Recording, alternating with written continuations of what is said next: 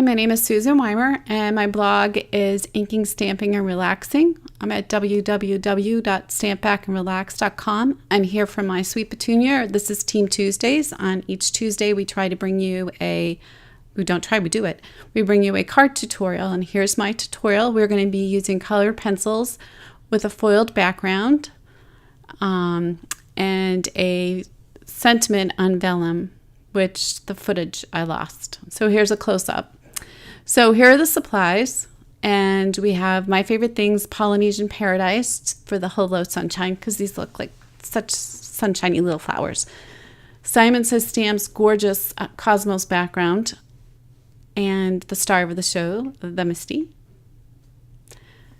And I have some plain deco art silver foil, and I say plain because the silver foil seems to come in different structures, and some Ranger fine detail white embossing powder, but any white embossing powder would work, and a Versamark pad. So first things off, I'm using Simon Says Stamps soft navy cardstock that I've cut to 5.5 by 8.5. I like to have larger ends so that I can use 2 magnets, and also so that I have areas where I can scribble off the color, so that I'm not using a piece of cardstock just for color choices. So that leaves me the other half of this piece of paper to work with on something else. I should also note that I've taken out the sponge insert from the MISTI, and that I did not and should have used my embossing buddy or the any anti-static tool on this. That's really important when you're using heat embossing as your base, which I did here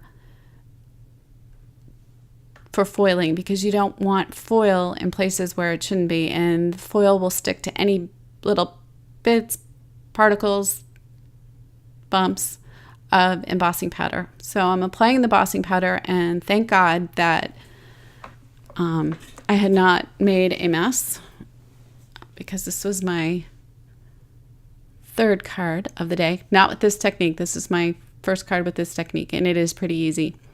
I could have used the transfer gel, but that thought didn't occur to me. And I also was trying to get some cards done while my husband was working, and typically transfer gel here in Florida takes, at least in my house, about 24 hours to dry. So the embossing powder is a pretty rapid solution to this. So I obviously have heat embossed it, and I have my polychromos pencils out because I just wanted to play with those. But Prismacolor would have worked just fine. And in fact, I do end up switching to a Prismacolor white pencil. I learned to lay down white on colored cardstock first, and then the next lightest color, and then the darkest color. So up at the top, you can see where I have scribbled different color choices. And again, this is why I like to have those strips. I was going to do a monochromatic scheme with the blues up at the top, but I don't know. I know these are cosmos, but they just kind of look like daisies, and they just look like they were happy flowers, and it was sunny, and I don't know. And I think blue and yellow go beautifully together, even if they're not complements. Orange is the complement of blue. I'm taking the online color classes, Introduction to Color Theory, but this isn't really complementary because I'm not using orange, but I am using warm yellows and a warm blue cardstock. I kind of stuck to that. So here I've switched to my Caran d'Ache Luminance white pencil. I just have one of those. I bought the white one just to see what it was like. And on this particular cardstock, the white Prismacolor works perfectly fine. And in fact, I switched to that later on as I lose things on my desk. Bet that never happens to you. Yeah. So at this point, I realized, well, what if I got too much pencil on the embossing, or I don't know. I was just really worried about it. So I wanted to get the foiling done. I don't think that I needed to have been concerned about it, because the laminator obviously works with heat, and it was going to, even if I had put colored pencil on top of the embossing powder, it's so hot that the powder was going to melt anyway. So I just wasn't thinking it through. But there you can see it's all nice and shiny. I ran it through my Royal Sovereign laminator for 25 minutes. Just I followed Jennifer McGuire's instructions. And I think Gina K does the same thing. So I am pressing down really hard with my coloring, which normally with colored pencils, I usually just go light for the first round, and then I get a little heavier as I go around laying layers down. But this is a very smooth, thick, heavyweight cardstock, so it doesn't have much of a tooth to it. So I kind of really had to, I had to push down really hard to get the color to lay down. And excuse my dirty paint cloth.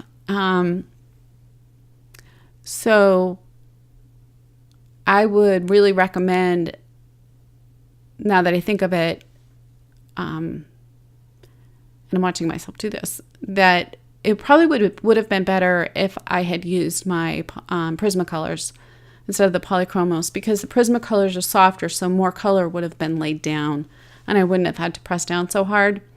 Because to me, the Prismacolors are more like the luminance and texture and the way they go down than Polychromos are. And I have a couple of the Caran d'Ache Pablos, and those are more like Polychromos. Anyway, I don't want to get into the heated debate over colored pencils. I love all things color. So the brush that you see over to the side is a Novo brush. I think it's used to brush glitter on. I'm not really sure, but I picked it up. I saw it at a store, and I thought it would be really good for brushing off extraneous little bits of pencil that get on your paper when you're pushing really hard. So I'm going to continue coloring this. I use a purpley eggplant color, and like I said, I will note the colors down there, but they're pretty straightforward: warm yellows and warm purples just in the center, and really not that much color gets laid down in the center. I had toyed with the idea of putting an enamel dot in there, but I just thought it would distract from the foil and the flowers, and the focus would then be on the dots. In fact, I don't even put a sequin on this card, which is frankly amazing.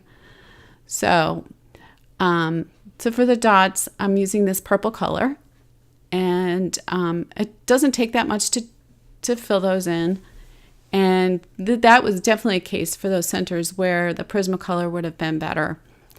So I think that I'll redo this another time. And I think I mentioned that you could also have used embossing paste, but again, it just takes so long to dry here, and I was trying to get things done, that I just decided to do the heat embossing method because it's that much faster. But I have another experiment with something else I'm trying, and I have the embossing gel it's dried for 24 hours, so it should be ready for me to try that after I'm finished this voiceover. But maybe I should have called my blog Inking, Stamping, and Experimenting. Anyway, but this was fun, and I think it made a really pretty card. I enjoyed doing it. It was therapeutic just to sit there and color and not have to think about anything else. And then what I'm going to do is I'm going to pop this up on a yellow that's very similar to that lighter yellow color. It's also a warm color cardstock, and we'll see that in just a second. I had to cut some footage out because my camera was shaking. So, but there we are. I have an A2 background, popped that up on there and cut the background down a little. So this is the card, and thank you for being here today with us. I would love it if you gave this a thumbs up. Please leave comments with questions below, and I would love it if you subscribe to my channel. Thank you. Have a great day.